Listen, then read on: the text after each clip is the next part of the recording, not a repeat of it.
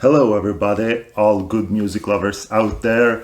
This is Neven, Atlas Vigilante, back again with another video, and once again to talk about some CDs, because I noticed that there were quite a few people after I posted my previous two videos who thought it was a good idea to continue to talk a bit more about the CD format, but don't worry, I will be getting back into vinyl soon enough, vinyl and some other interesting music topics, but now once again to focus on CDs and more specifically to talk about my very latest CD pickups, with a couple of exceptions, which I'll show in a little while, but apart from those exceptions, all of these were picked up in the over the course of the last weekend. So yeah, I was out a couple of times during the weekend. Had some good food, supported a couple of local businesses, as is always a plus to do these times, and also took the opportunity to visit several of my favorite record stores and to support them, which I did with, if I may say so myself, a bunch of really nice finds. So to get right into it, I will start with a couple of ones that I've had since a while back, but which I thought would be neat to show. And the first one is which I just played right now before I start recording this video. It's the latest Whitesnake album or compilation, the Rock album, which when I first heard of it, I was like, I was a bit on the fence about whether I should pick it up or not, because Whitesnake is one of my all-time favorite bands, but I was like, they've released a whole lot of compilations and so on, and also box sets of their several classic albums, which I do love and which I do have. But this was just it felt like another compilation. But then I heard and noticed that there were going to be some interesting remixes of both older tracks and newer ones. So I became a bit more interested, and there's also a new song, or one song always the same, which wasn't on the latest Flesh and Blood album. So overall, I listened to it first on Spotify, and simply I liked what I heard, especially some of the more a bit more unknown tracks, as Restless Heart and Crying, also She Give Me, and I believe that album, Restless Heart, is also due for some kind of box set. So looking forward to that one. But overall, this sounds really good. I've played it a couple of times. It's by no means like an essential collection or a must-have, but for me, there's a big fan. The new remixes does add some interesting perspectives, some interesting layers to even really well-played songs such as Still of the Night, and of course Here I Go Again, Love Ain't No Stranger, but definitely a nice sounding compilation, and it's really a plus that there is a good mixture of hits and less well-known tracks that they have put out on later albums. Another one which wasn't from this last weekend was this is a band which now it's a bit of a confession time.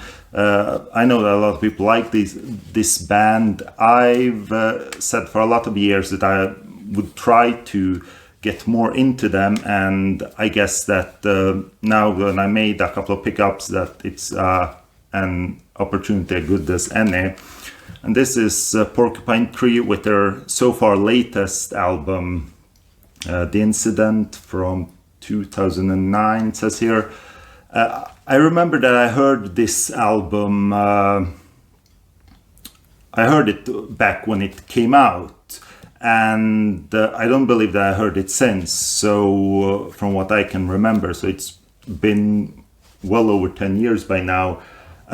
From what I remember, I thought that it sounded, well, decent, but honestly, I can't really remember much else about it. And as I said, I know that the Porcupine Tree, when you talk about modern prog metal, that they're a pretty legendary name. So look forward to be reacquainted with this one.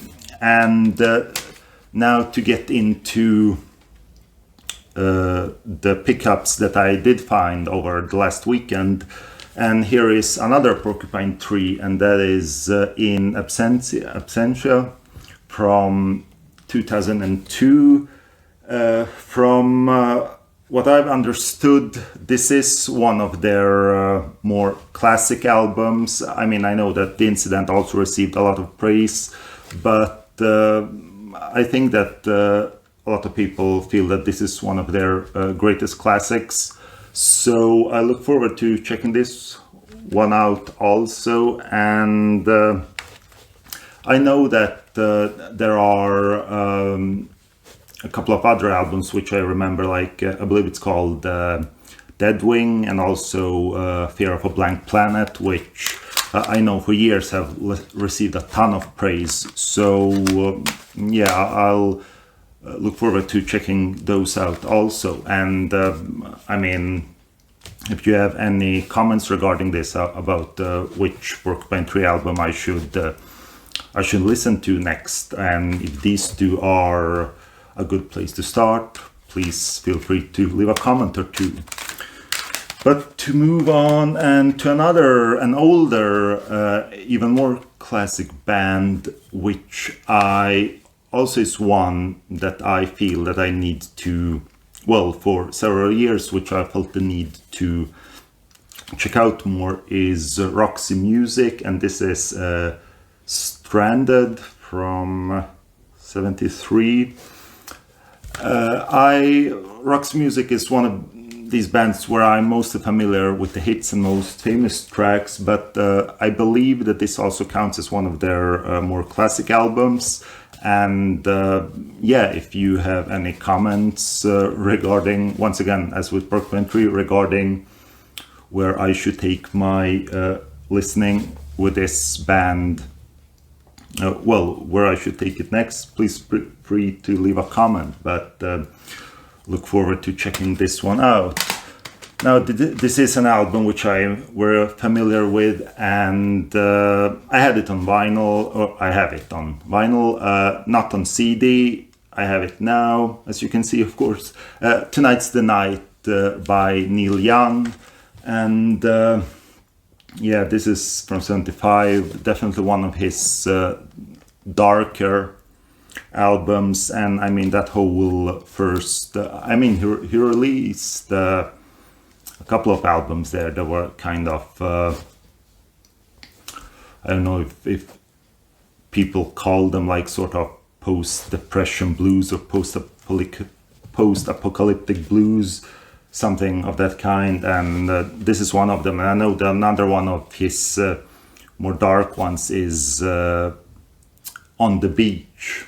But yeah, Tonight's the Night, definitely a classic, great stuff, which this is a German copy which I picked up for cheap in a, well, in one of Stockholm's thrift stores, where I also picked up, well, in absentia, the Porcupine Tree as well as the Roxy Music. And there in that same store I also got this one, this compilation by Bluester Cult. I believe I showed it in well, an earlier video, I believe in my first CD pickup. This is Career of Evil, the Metal Years. I had it on vinyl since before, and I mean, this is not like any large must-have, but it is a decent compilation. I think that a lot of these tracks are taken from the live records, which is, well, not a really a bad thing. And I'm just checking the track listing. If, as a lot of you probably can see, I'm wearing the Bluester Cult shirt from the Club Ninja album from 86, which is, in my opinion, a really underrated album. I was just checking if, yeah, Beat 'em Up on here is from that album, but I think nothing else, everything else is pretty much the 70s classic. It's pretty weird that Burning for You isn't on here, one of their hugest songs for sure. Anyway, decent compilation, which I really find, I mean, the Metal Years, and I always wondered what it refers to, because, well, it is debatable if Bluester Cult, some might say that they may partly fit under heavy metal, some might say like psychedelic hard rock or whatever, but yeah, the Metal Years, but it spans pretty much their entire catalog, at least in the 70s, so I don't know. If you have a suggestion for why they chose the title, once again, feel free to leave a comment. Now I went to another of my, well, another record store which I frequent pretty often, and here I picked up a couple of really nice deluxe editions, really classic band, and I've been on the lookout for these editions for a while. As you can see, of course, the classic Emerson, Lake and Palmer debut album, self-titled, as well as what many say is their masterpiece, Brain Salad Surgery, from 70, when was it from? 73, I believe. I know that this was from 1970, but anyway, really nice. As you all know, with these deluxe editions, the packaging is usually really nice, and there's the booklet in here with a lot of liner notes and pictures. Yeah, history of the album and so forth. Really nice deluxe editions. I've just listened a little bit to Brain Salad Surgery, and well, it did sound nice. I have no more in-depth comments as of now, but yeah, what's interesting here, that speaking of Porcupine Tree, and of course pretty much the man behind the band, Steven Wilson, as a lot of you of course know, he's like been involved in remixing like really a ton of classic prog rock, like Jethro Tull, King Crimson, Gentle Giant, and also Emerson, Lake and Palmer.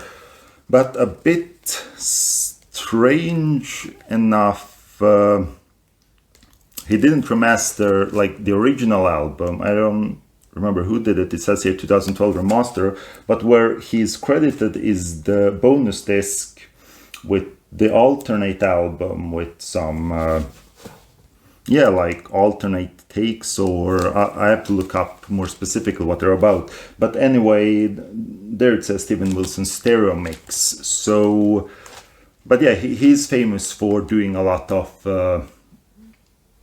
good mixing work. So definitely look forward to hearing this. But what is surprising is he isn't part at all of Brain Salad Surgery, that remaster. But instead, the bonus disc here is by I'm trying to pronounce this correctly, Jakko M. Jaksik. I hope that I pronounced it correctly. Anyway, of course, he's the vocalist today for King Crimson for the current lineup, and he's the one responsible for the stereo mixes. So I don't really know why Steven Wilson wasn't part of it. If there was any special decision behind that, or if he didn't have the time, or whatever the reason. If you perhaps know, feel free to write something. So next up, and when I'm out shopping for a lot of these CDs, I usually also, when I see something interesting, I also pick up some stuff for my dad, because he's also into music. He's listening mostly to CDs, but we like a lot of similar stuff. And this is an album which I actually ordered for him for Christmas last year, but the store where I ordered it from, I believe it was out of stock, and then I believe that they wouldn't get it back in again, so it was nice to find it now. This is an artist that, both he and I have been getting more into over the last year or so. Joe Bonamassa, a name which of course should be familiar to a whole lot of people. This is his 2014 album, Different Shades of Blue, as it says here, the limited edition deluxe version. But because you can't just have it like the limited edition version, or it has to be both, like limited edition and deluxe, so you know that it's really, really limited and really special. But anyway, I'm not that familiar. I've heard this a couple of times, I believe, so definitely look forward to check this out together with my dad. And here's a band which both he and we had a huge period where we listened to them a lot. I believe back in 2007. This is White Lion, when we saw the current lineup on Sweden Rock in 2007, as I said, which featured only the vocalist Mike Trapp from the classic lineup, but nonetheless I remember it as a pretty good show. And this is, of course, I believe that this is their most best-selling album, Pride from '87, of course, When the Children Cry, Hungry, the title track, Lady of the Valley, that is perhaps my top song of all time from them. Wait, another pretty huge hit for them, I believe, Sweet Little Loving. Very good album, and I had this on vinyl, but my dad didn't have any copy of it, so this would be great for his collection indeed. And then my dad, he also told me that a couple of weeks ago he was saying that he heard Rebel Rebel on the radio, of course, the very famous David Bowie hit, and he mentioned that to me, and he said, well, you know what, I don't have any good David Bowie compilation. I would like to have something good which has a lot of his best stuff, simply, which mostly preferably from the 70s, which is mostly a fan of. And I said, sure, I'll pick up something good for you, and I believe that these two compilations will do that job quite nicely. The best stuff from 69 to 74, as well as the follow-up best stuff from 74 to 79. 20 songs on this one, 18 on this, 38 tracks from over 10 years. So yeah, as I said, I believe that this will make him quite happy indeed. A couple of ones where I don't have to say much more. Well, they were from yet another of my favorite shops, which I usually visit mostly on the weekends. But yeah, a couple of ones, as I said, nothing much really needed. The first two Kiss albums, obviously, Subtitled and Hotter Than Hell, but what was interesting about these, which I thought, especially now when I have my new CD player, is that I had both of these. I had the remasters from '97, and these were original US issues. So I read a bit. There were some people, I mean, on forums, mostly the Steve Hoffman music forum.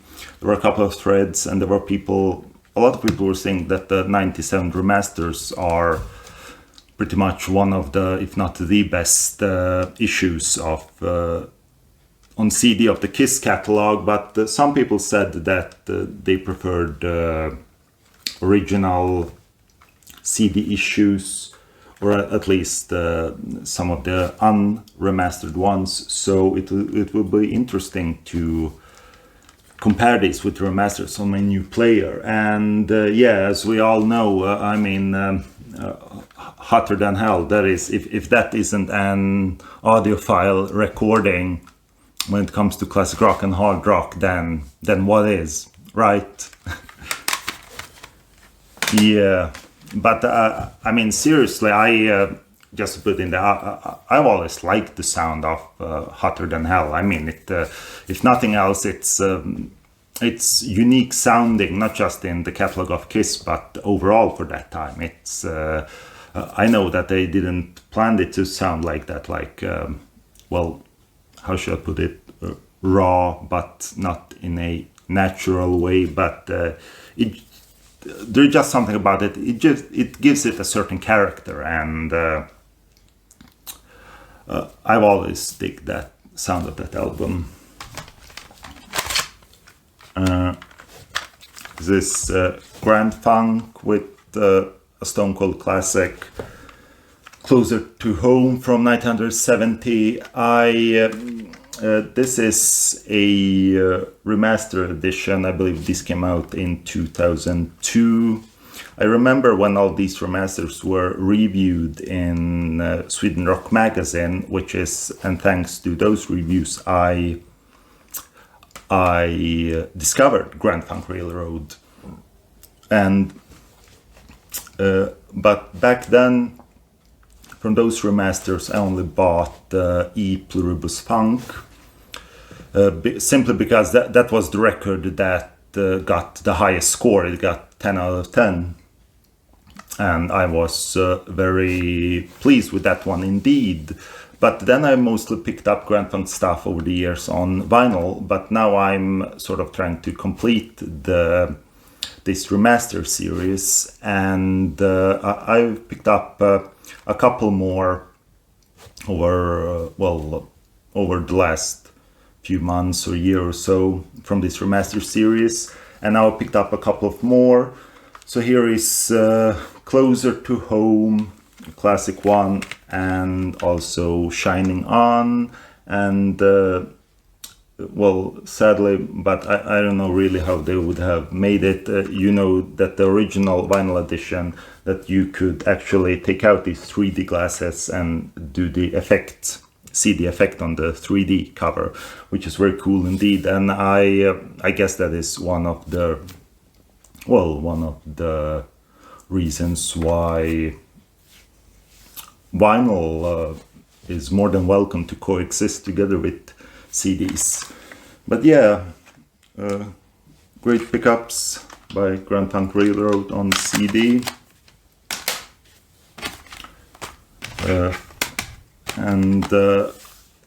Here is Rainbow, Rich Blackmore's Rainbow.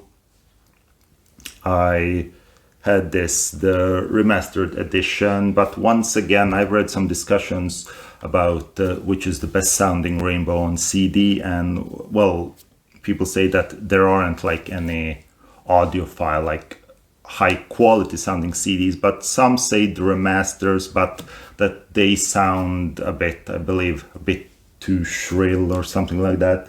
And some say the original unremastered of, and this is one of these from Germany, but I believe it was released in the 80s probably. But I've listened to this edition once, and I was actually really pleased with the sound. Now it's probably been years since I listened to the remaster of this one, but I mostly listened to Rainbow on vinyl, which of course I plan to make a change in that now once again with my new CD player in place.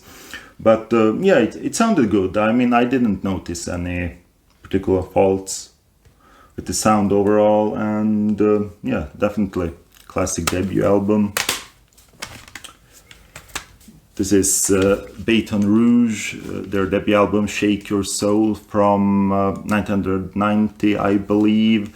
I actually picked up the Rock Candy Reissue Remaster just a couple of months ago, but this is an original CD pressing which I got for a pretty decent price, so I thought, yeah, why not? And I've heard that I bought quite a few of these Rock Candy Remasters, and some people like them, some people say that they're not great sounding at all for various reasons, but so this is a chance for another perhaps interesting comparison, and perhaps another thing to document in another video. But this is just great melodic hard rock, and yeah, everything is great condition, original US pressing, so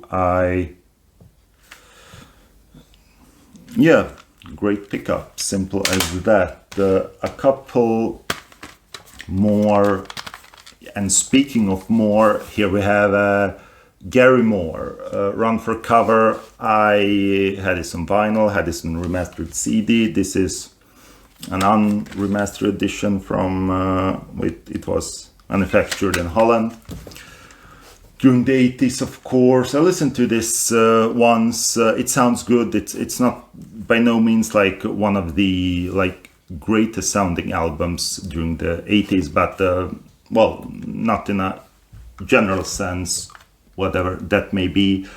But I love this album. I love it, even though I've talked before about listening and feeling an album as a whole, and this feels more of I mean, pretty much every song here is killer, but it more feels like a collection of really strong songs rather than a cohesive album. And I guess that there is at least two answers to that question, at least to me, and that is partly because I believe that 3 producers were involved in this one, and of course several different musicians, and not least that you have 3 different vocalists on the album, which I by no means I'm complaining about, because you have of course Gary, and I always liked his voice, and of course Phil Lynott is doing his I believe perhaps the last studio job that he did, definitely one of the last ones, in of course the fantastic Military Man, and of course Out in the Fields, which everybody and their dog knows about, and which everybody and their dog should know about.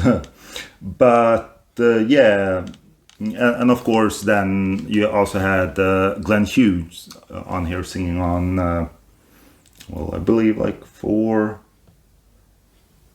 tracks. Let's see here: Reach for the Sky, Out of My System, Nothing to Lose, and All Messed Up. I believe he only sings on those 4 But he does a great job. I definitely love Glenn Hughes' 80s. I mean, everything that he did in the 80s, definitely a very interesting period for him, and of course in a lot of ways a very, very dark period for him. But nevertheless, I think that he did a fantastic job on here, and it was sad but not surprising that the working relationship between him and Gary didn't last for long. But anyway, Gary Moore, Run for Cover, fantastic album.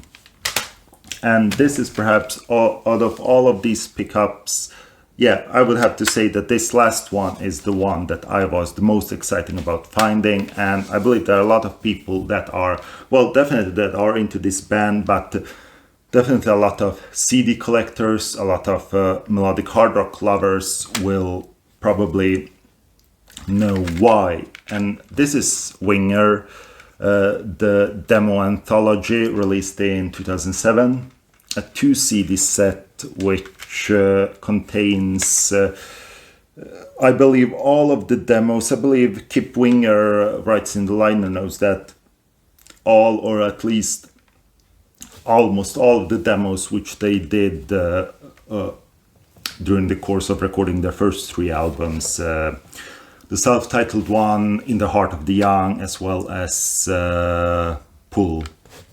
3 fantastic records, especially Pull, if you ask me. So this is killer stuff. I mean, it's one thing. It's really interesting to hear a lot of the demo tracks for the songs that came on the album. I don't.